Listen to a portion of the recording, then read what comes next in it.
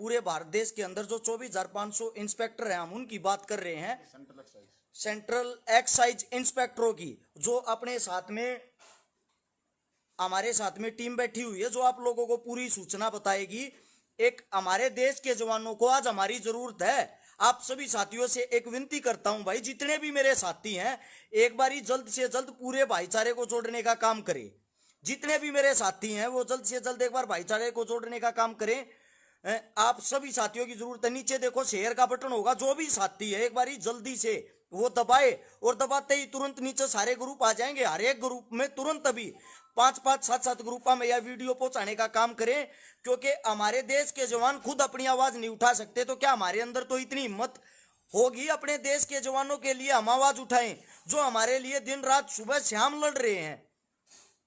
और हम घरों में बैठकर उनके लिए इतना काम तो कर सकते हैं। एक बार 800 साथी जुड़ गए हो भाई, 800 के 800 साथी थे। विक्की बॉक्सर जाट, मेरे फौजी साहब नराम राम भाई ने एक बारी भाई आपके सामने जो इंस्पेक्टरों का पूरा ब्यौरा, जो भी बात है, जो भी मांग है, जो भी डिमांड है, और जिस परिस्थिति से ये जूझ रहे हैं, आप लोगों के सामने खुद अपने मुंह से बताएंगे। एक बार रिक्वेस्ट है भाई, नीचे की तरफ देखो शेयर का बटन होगा, और एक साथी से विनती है भाई, उसको दबाओ। दबाते ही नीचे सारे ग्रुप आ जाएंगे, और एक ग्रुप में ये वीडियो तुरंत अभी शेयर करो। हर साथी से विनती है, तनुज भाई जल्दी से एक बार शेयर कर। जितने भी साथी भाई, जो भी साथी हैं, वे जल्दी से जुड़ के आए, ताकि मदद हो सके। आप लोगों के सामने पूरा ब्यौरा अब हमारे अंकल जी आप लोगों को बताएंगे। और मैं आप लोगों से एक बार फिर रिक्वेस्ट कर रहा हूं, बार बार, कितने शेयर हो लिए भाई, ये वो बताइए। है सिर्फ 300 शेयर हो अभी तक। रिक्वेस्ट है भाई, सारे साथी आते हैं, नीचे देखो शेयर का बटन होगा, एक बार जोड़ो, उसको दबाओ। दबाते ही शेयर टू ग्रुप अब नीचे ही लिखाने लग गया, और किसी तरफ ध्यान देने की जरूरत नहीं, सारे ग्रुपों में इसने शेयर करते रहो। और अंकल जी बाकी बात आप लोगों को प्रमाण के साथ अभी समझाएंगे। बताओ अंकल जी आप। देखिए, सेंट्रल एक्साइज डिपार्टमेंट है, जो कि सेंट्रल फाइनेंस डिपार्टमेंट के अंदर आता है ये, और इसके अंदर एक बहुत बड़ा एक ग्रुप है, बहुत बड़ा एक एम्प्लॉइज है, जो कि इसमें सीधा काम करता है। इसमें जो कि जो टैक्स डिपार्टमेंट है, उस टैक्स डिपार्टमेंट के अंदर, टैक्स कलेक्शन के अंदर सबसे मेन रोल होता है इन इंस्पेक्टर्स का। लेकिन इन इंस्पेक्टरों को एक समस्या से जूझना पड़ रहा है, और वो समस्या है कि भाई जो ट्रांसफ़र की पॉलिसी है, वो ट्रांसफ़र की पॉलिसी के भाई अपने घर के नज़दीक जा सकें पूरे इंडिया में, इसी डिपार्टमेंट में। बाकी सब के लिए है, चाहे वो ग्रुप डी का है, स्टेनो है, ऊपर ऑफिसर्स हैं, सब के लिए। सिर्फ इंस्पेक्टरों के ऊपर ही एक तलवार लटका रखी कि ये इनकी ट्रांसफ़र नहीं होगी, इनकी ट्रांसफ़र नहीं करते वो। इसके लिए हमने बहुत कोशिश कर ली। दिल्ली के अंदर जो मेन ऑफिस है इनका, जो बैठे हैं वहाँ पर, इसके आला अधिकारी बैठे हैं, कोई सुनवाई नहीं करता। हमने वहाँ पर्सनली जा कर के किया, RTA लगाई, इन्फॉर्मेशन ला के, लीगल नोटिस तक दिए हैं इनको। अब कहते हैं कि लोन बेस पर आ जाओ, मतलब भिखारी बन जाओ, भीख ले लो, और वो भीख तब तक रहेगी जब तक उनकी इच्छा पे होगी, तभी लात मार के उसको भगा देंगे। जब सभी डिपार्टमेंट्स के अंदर, इसी डिपार्टमेंट के अंदर भी एक पॉलिसी है, चाहे वो कपल केस के लिए हो, चाहे वो दूसरे उसके प्रॉब्लम्स की वजह से हो, फैमिली प्रॉब्लम्स की वजह से, एक सरकार ने पॉलिसी बना रखी कि उनकी ट्रांसफ़र हो सकती है। कपल केस है तो कपल केस की दोनों को DOPT की गाइडलाइंस है, 30/9/2009 का सर्कुलर एक निकला हुआ है, नोटिफिकेशन है, सेंट्रल गवर्नमेंट का निकला हुआ है कि भाई इसके तहत जो भी कपल केस हैं उनको एक ही स्टेशन पे पोस्टिंग करनी है। लेकिन ये डिपार्टमेंट सिर्फ इन इंस्पेक्टरों को उनकी पोस्टिंग एक जगह हस्बैंड वाइफ को, या उनकी जो ज़रूरत के हिसाब से है, प्रॉब्लम में है, वो नहीं कर रहे हैं, वो नहीं कर रहे हैं। तो इसके लिए हमने, चाहे वो डिपार्टमेंट के अंदर हो, नॉर्थ ब्लॉक हो, DOPT का डिपार्टमेंट जो नॉर्थ ब्लॉक के अंदर है, जो इस तरह की ये गाइडलाइन को देखता है, उसको भी हमने अपने एफर्ट्स किए हैं, लेकिन कोई रास्ता नहीं निकल रहा। यहाँ के जो इस डिपार्टमेंट के जो मिनिस्टर्स हैं, उनको सभी को हमने अप्रोच किया, पर्सनली मिले, गंगवार जी थे, उनको हम पर्सनली मिले। उनके बाद शुक्ला जी आए, शुक्ला जी को पर्सनली मिले। और इस टाइम मौजूदा जो अनुराग ठाकुर जी हैं, मैं पर्सनली खुद उनके घर जा कर के आया हूँ। आश्वासन, सिर्फ आश्वासन, सिर्फ आश्वासन। और ये जो इंस्पेक्टर हैं ये जूझ रहे हैं। बहुत सारी समस्याएं होती हैं, एक फैमिली के अंदर होती है, अगर एक जगह वो ना हो।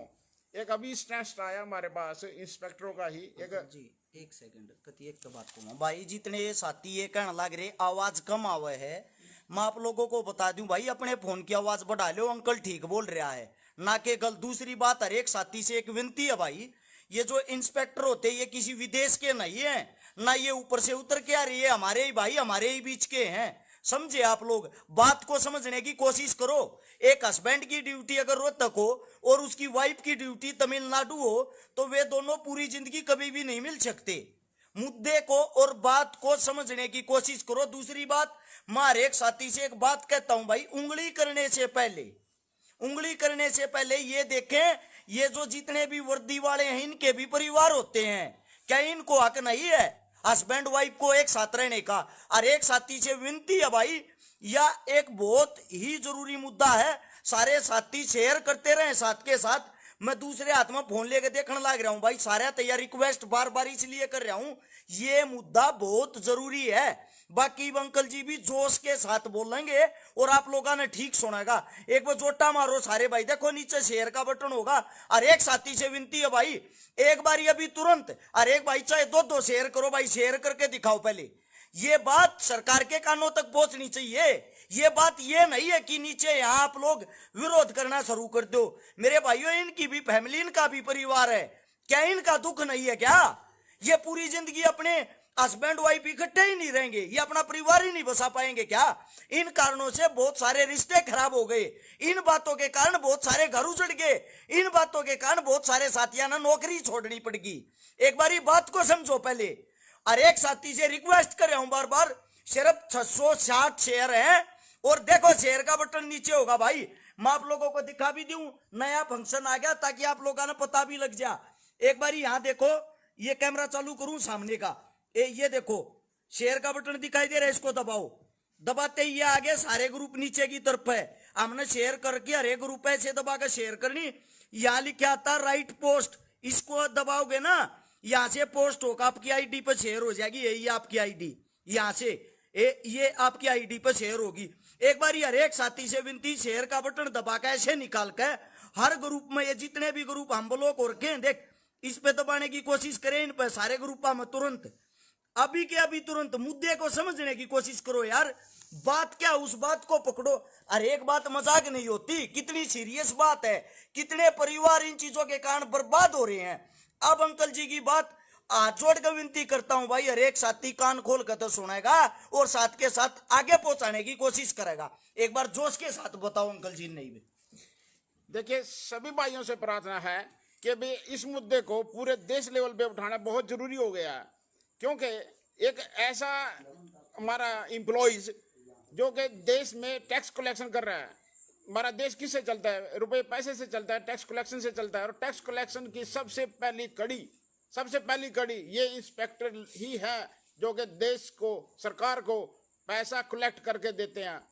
और वही इंस्पेक्टर की लॉबी, यानी कि वही इंस्पेक्टर एम्प्लॉइज अगर उनकी व्यक्तिगत पर्सनल फैमिली की समस्या है, उसको सुनने के लिए कोई भी ऑफिसर, और चाहे वो इंस्पेक्टर हो, इंस्पेक्टर से ऊपर से जो भी जितने भी ऑफिसर्स हैं, उसके मंत्री हैं, कोई सुनने के लिए तैयार नहीं है। तो हमारे पास अब कोई रास्ता नहीं रह गया कि हम जनता के अंदर जाएं, जनता के अंदर आवाज़ अपनी उठाएं और जनता के माध्यम से ये आवाज़ पूरी केंद्र सरकार तक पहुंचे, मोदी जी तक पहुंचे, ताकि इनकी समस्या भी सुनी जाए। ये वो लोग, एक खास इंसिडेंट में आपको थोड़ा सा शेयर करना चाहूँगा।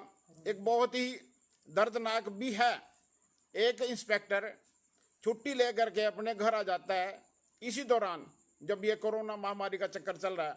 घर आते ही यानी कि उसका टेस्ट होया, टेस्ट होने के बाद पता चला कि वो पॉजिटिव है। पॉजिटिव होने के बाद उसकी घरवाली की डिलीवरी और डिलीवरी करने के चक्कर में उन्होंने उसके सारे परिवार रिश्तेदारों को क्वारंटाइन कर दिया। उसकी डिलीवरी करने के लिए कहीं भी एंट्री नहीं मिली, कोई भी हॉस्पिटल उसको डिलीवरी कराने के लिए तैयार नहीं था। पूरे रिश्तेदारों को एक तरफ से कॉरिडोर कर दिया। इतनी समस्या, यानी कि यहाँ तक आ गई है उस इंस्पेक्टर के पास स्वयं आत्महत्या करने के कोई रास्ता नहीं रह गया कि भी ये क्या बन गया। मैं इससे अच्छा तो मैं वहाँ से अपना घर नहीं आता तो ज़्यादा बेहतर था। वो घर इसलिए आया कि उसकी घरवाली की डिलीवरी होने वाली थी, बच्चे की डिलीवरी होने वाली थी, लेकिन समस्या वहाँ आकर और भी ज़्यादा जटिल हो गई। किसी तरह से एक प्राइवेट हॉस्पिटल के अंदर जो है ना, जैसे भी है उन्होंने अरेंज किया, किसी ने उसे एग्री किया, उसकी डिलीवरी हुई। लेकिन समस्या कितनी, इसी तरह की समस्या उन सब के लिए है, उन सभी इंस्पेक्टरों के लिए है जो जिनका परिवार उनसे दूर है। ये बात नहीं है कि उनकी पोस्टें नहीं, हर एक जगह पोस्टें खाली पड़ी हुई हैं। एक चेन्नई से है, चेन्नई वाला दिल्ली आना चाहता है, दिल्ली वाला चेन्नई चला जाएगा, उससे क्या फर्क पड़ता है। लेकिन महकमे के अंदर ये इतनी ज़्यादा मतलब वो हो गई है, भ्रष्टाचार हो गया है, वो इसको बात को सुनने के लिए बिल्कुल भी तैयार नहीं है। भ्रष्टाचार, लोन पे चले जाओ, लोन पे चले जाओ, लोन भ्रष्टाचार, यानी कि सिर्फ इंस्पेक्टर के ऊपर ही तलवार लटकाई हुई है क्या? और जो इसके ऊपर अफसर हैं, पीए हैं, क्लास 4 हैं, सब ये हो सकती है। दूसरे डिपार्टमेंट्स हैं, कितने सरकारी ऑफिस हैं, डिपार्टमेंट्स हैं, सबके अंदर पॉलिसीज हैं कि यहाँ ये जा सकते हैं। लेकिन नहीं, इस डिपार्टमेंट के अंदर सिर्फ इंस्पेक्टर के ऊपर तलवार ऐसी लटका दी और एक खास लॉबी, कुछ एक चुनिंदा ऑफिसर्स, कमिश्नर्स लगा लो, कोई भी लगा लो, जो डिपार्टमेंट के अंदर बैठे हुए हैं, मंत्री कोई भी आ जाए, वो फिर उसी को अपने, चाहे वो पहले गंगवार जी थे, उसके बाद शुक्ला जी आए, उसके बाद अनुराग ठाकुर जी आए, लेकिन इस बात को सुनने के लिए कोई तैयार नहीं है। तो मैं सबसे हाथ जोड़ के प्रार्थना करता हूँ कि इस मुद्दे को, अब ये हमारे पास रास्ता नहीं रह गया है कि इस मुद्दे को इस स्टेज तक ले दिया जाए ताकि ये माननीय मोदी जी के कानों में जाए, वो भी इस समस्या को समझे कि जो जिनके दम पे, जिनके बलबूते पे ये सरकार चल रही है, उन्हीं के ही जो है ना इतना शोषण किया जा रहा है, उनकी कोई सुनवाई नहीं, उनकी समस्याओं के लिए कोई भी समाधान नहीं निकाला जा रहा है। तो सबसे प्रार्थना है कि भाई इसको ज़्यादा से ज़्यादा शेयर करें, ज़्यादा से ज़्यादा लोगों में फैलाएं ताकि ये मोदी जी के कानों में जाए। ये सरकार है, लेकिन सरकार के अंदर हम अपनी बात एक हाईएस्ट उसके ऊपर कैसे पहुँचाएं, मोदी जी तक कैसे चुवाएं? एक नेटवर्क ऐसा बन गया है, हम नहीं पहुँचा सकते। एक ही रास्ता है कि जब ये पूरे देश के लेवल तक जाएगी तभी ये मोदी जी के कान में आएगा और इसका समाधान जरूर निकलेगा। इसलिए सबसे प्रार्थना है कि भी इस मुद्दे को उठाएं। ये एक जटिल समस्या है, सिर्फ इंस्पेक्टरों के लिए है, बाकियों के लिए कुछ नहीं, बाकियों के लिए सब रास्ते खुले हुए हैं। अब किसी मंत्री के पास जाएं, एमपी के पास जाएं, कोर्ट में चले जाओ, अगर हम कोर्ट में ही जाना है तो एमपी मंत्री किस लिए बन रहे हैं? और कोर्ट से कोई ट्रांसफर ऑर्डर नहीं मिलेगा, क्या मिलेगा? वहां से सिर्फ डायरेक्शन जारी होगा, निर्देश जारी होएगा कि भी इनकी करनी चाहिए, ये जायज है। यानी कि धक्के खवाओ इनको, धक्के खवाओ इनको, धक्के खवाने के बाद तब वो यानी कि कोर्ट से जूत पड़ेगा, एक देसी भाषा में कहते हैं कोर्ट का जूत पड़ेगा, तब तो मान लेंगे। अगर कोर्ट में ही जाना है हर एक चीज के लिए, अगर कोर्ट में ही जाना है छोटी सी समस्याओं के लिए, तो इनके एमपी को की बनाने की जरूरत क्या है, मंत्रियों की जरूरत क्या रह गई है? फिर तो कोर्ट नहीं करना है सब कुछ। तो इसीलिए ये समस्या ऐसी बन गई है कि सुनने के लिए तैयार ही नहीं है, इस नेटवर्क के अंदर कोई सुनने के लिए तैयार ही नहीं है कि हमारे पास अब ये इस तरह का ही एक हथियार रह गया है, या एक हमारे पास साधन रह गया है कि अभी इसका हम सहारा लें, आप सब लोगों का सहारा लें, आवाज़ वहाँ तक पहुँचे और इनकी इस समस्या का जो है समाधान हो सके। अब इनकी समस्या देखिए, किसी के फैमिली की है, परिवार है, फादर बीमार है किसी का, तो इस तरह की समस्या है, वो कैसे केयर करे दूर बैठ करके? अगर उनके पास यहाँ पर पोस्ट न तो मान सकते हैं, पोस्टें खाली पड़ी हैं हर एक जगह, चाहे हम दिल्ली जोन में लगा ले, दूसरे जोन में लगा ले, सब जगह पोस्टें खाली पड़ी हुई हैं। कितने ऐसे हैं, मान लो लड़का लड़की हैं, उन्होंने रिश्ते तो कर लिए लेकिन फिर शादी नहीं हो पाएगी उनकी, क्यों? उनको पता है कि एक दिल्ली बैठा है, एक यहाँ उसमें बैठा है, हरियाणा में बैठा है, पंजाब में बैठा है, उन्हें पता है ट्रांसफर तो होनी नहीं है, तो इसलिए कोई शादी नहीं होगी उनकी। यानी कि वो इंस्पेक्टर भर्ती तो हो गया, देश के लिए काम कर रहा है, रेवेन्यू कलेक्शन कर रहा है, लेकिन वो शादी नहीं कर पाएगा। क्यों? क्योंकि उसके पास पॉलिसी नहीं है उसको वापिस आने के लिए, वहाँ पर या अपने चाने स्टेशन के ऊपर या अपने घर के आसपास आने के लिए कोई पॉलिसी नहीं है, बैन लगा दिया। अरे यानी कि जब ये भर्ती हुए, यानी कि ये देखो कि किस लेवल तक इन्होंने जो है ना वो करी है इसमें। पहले जब ये भर्ती हुए उनके पास पॉलिसी थी कि अभी हर एक इंस्पेक्टर अपनी लेवल पे कर सकता है, सीनियरिटी लिस्ट बनेगी, लेकिन इन्होंने 2016 के अंदर के ये मैंने प्रावधान हटा दिया। मान लो मैं आज अब एक सर्विस में लगा हूँ, सर्विस में लगने के बाद उस टाइम लगने के लिए जो सर्विस कंडीशंस हैं वो तो मैंने मान ली कि हाँ मेरी ट्रांसफ़र होगी इसलिए मैंने ज्वाइन किया। अगर मेरे को ये पता होता कि भी कल कोई बदल देंगे और मेरी ट्रांसफ़र भी नहीं करेंगे, मैं क्यों करता उस डिपार्टमेंट को ज्वाइन?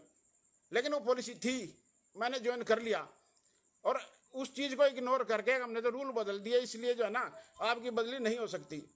गैर कानूनी है, यानी कि हम कानून का सहारा ले, कोर्ट में धक्के खाएं, कोर्ट में पहले कैट में जाएं, हाई कोर्ट में जाएं, सुप्रीम कोर्ट में जाएं, फ्री में नहीं जाया जाता। एक सुप्रीम कोर्ट का वकील एक एक पैसे का लाखों लाखों रुपए लेता है। कोर्ट कैट में चले जाएंगे 10 साल उसमें निकल जाएंगे, हाई कोर्ट जाओ हाई कोर्ट 10 साल निकाल देगी, सुप्रीम कोर्ट चल 10 साल सुप्रीम कोर्ट में निकल जाएंगे, चलो उसकी लाइफ तो गई। इसलिए ये क्या एडवाइस करते हैं, कोर्ट में चले जाओ भाई, कोर्ट में भेज दो, गद्दी गेट पा दो इनको और इनकी ये समस्या जूं की तो रहेंगी, इनका भुगतने दो। तो इसलिए रास्ता क्या रह गया? रास्ता ये रह गया कि भाई एक सर्विस मैटर्स को, उन सर्विस रूल को लगने के बाद बदल देना गलत, उसको मान नहीं रहे, मंत्री नहीं सुन रहे, एमपी नहीं सुन रहे, कहाँ जाएं ये बेचारे, कहाँ जाएंगे? कैसे समाधान होगा इनका? एक ही रास्ता है कि भी ये आवाज़ सबकी इकट्ठी आवाज़ होकर के मोदी जी के कानों तक पहुँचे, उनको लगे कि हाँ इन्हीं इंस्पेक्टरों को ही क्यों टारगेट किया गया, तो ये सब चीज़ें सामने आ सकती हैं। तो इसलिए सभी से हाथ जोड़ के प्रार्थना है कि इसको मैक्सिमम जो है ना आप लोग शेयर करें, इनका साथ दें, ताकि ये भी अपना बेचारे घर बसा सकें, अपनी समस्याओं का समाधान कर सकें। बहुत बहुत धन्यवाद।